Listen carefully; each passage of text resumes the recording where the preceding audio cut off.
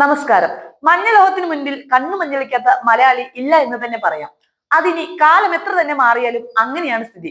പക്ഷെ കുറച്ചു കാലമായിട്ട് സാധാരണക്കാരനെ എത്തിപ്പിടിക്കാൻ കഴിയുന്നതിനും മുകളിലാണ് സ്വർണത്തിന്റെ വില. എന്നാൽ ഒന്ന് ശ്രദ്ധിച്ചാൽ ഈ ഭീകരനെ വരുതിയിലാക്കാവുന്നതേയുള്ളൂ. എങ്ങനെയെന്നല്ലേ? വഴിയുണ്ടാക്കാം. ചില ചെറിയ ടെക്നിക്കുകൾ അറിയണമെന്ന് മാത്രം. കേരളത്തിൽ സാധാരണ 22 ക്യാരറ്റ് സ്വർണമാണ് ഉപഭോക്താക്കൾ വാങ്ങിക്കുക. ഇതിന്റെ വില ഓരോ ദിവസവും ജ്വല്ലറികളിലെ ബോർഡുകളിൽ പ്രസിദ്ധീകരിക്കും. 91% സ്വർണവും ബാക്കി 9%-ഓളം ചെമ്പും ചേർന്നതാണ് 22 ക്യാരറ്റ് സ്വർണം. നമുക്കാദ്യം ഇന്നത്തെ വിവിധ ക്യാരറ്റിലുള്ള സ്വർണത്തിന്റെ വില എത്രയെന്ന് നോക്കാം. കേരളത്തിൽ 22 ക്യാരറ്റ് സ്വർണം ഒരു പവന് 63,440 രൂപയാണ് വില. 200 രൂപയാണ് വർദ്ധിച്ചത്. ഒരു ഗ്രാമിന് 25 രൂപ കൂടി 7,930 രൂപയായി. അതേസമയം 18 ക്യാരറ്റ് സ്വർണം ഗ്രാമിന് 15 രൂപ വർദ്ധിച്ച് 6,550 രൂപയിലും എത്തി. വെള്ളിയുടെ വിലയിൽ ഇന്ന് മാറ്റമില്ല. ഗ്രാമിന് 106 എന്ന നിരക്കിൽ തുടരുകയാണ്. ആഗോള വിപണിയിൽ സ്വർണം ഔൺസിന് $2,870 വില കുതിച്ചിരിക്കുകയാണ്. ആഭരണം എന്ന ലക്ഷ്യത്തോടെ മാത്രം സ്വർണം വാങ്ങുന്നവര് 22 ക്യാരറ്റിനെ വിറ്റ് 18 ക്യാരറ്റ് പിടിക്കുന്നതാണ് ലാഭകരം. 75% സ്വർണവും 25% ചെമ്പ് ഉൾപ്പെടെയുള്ള മറ്റു ലോഹങ്ങളും ചേർന്ന സ്വർണമാണിത്. ഒരു പവന് സ്വർണത്തിന് 53,000 രൂപയ്ക്ക് അടുത്താണ് ഈ ക്യാരറ്റിന്റെ വില. അലങ്കാരത്തിന് ഉപയോഗിക്കാൻ ഈ സ്വർണം തന്നെ ധാരാളം. ഇപ്പോൾ ഈ സ്വർണത്തിന് വിപണിയിൽ ആവശ്യക്കാർ ഏറിയിട്ടുമുണ്ട്.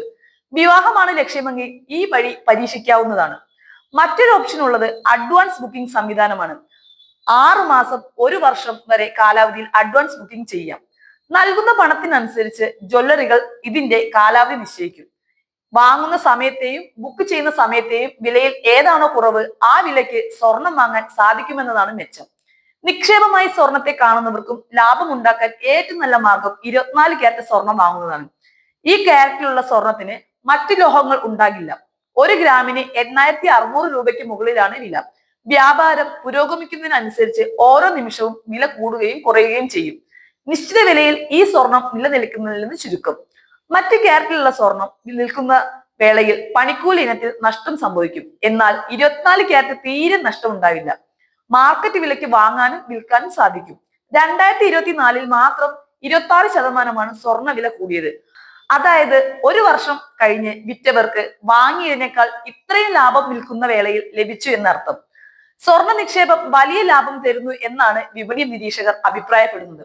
കാരണം റെക്കോർഡുകൾ തിരുത്തി മുന്നേറുന്ന സ്വർണത്തിന്റെ വില ഇനിയും എത്രയാവുമെന്ന് പറയാൻ സാധിക്കില്ല. ഡോളർ കരുത്ത് കുറഞ്ഞതും രൂപമൂല്യം നഷ്ടപ്പെട്ട് കൂപ്പുകുത്തുന്നതുമെല്ലാം സ്വർണ്ണവില ഉയരാൻ കാരണമാണ്. മാത്രമല്ല അന്തർദേശീയ വിപണിയിൽ സ്വർണത്തിന് ആവശ്യക്കാർ ഏറി വരികയുമാണ്.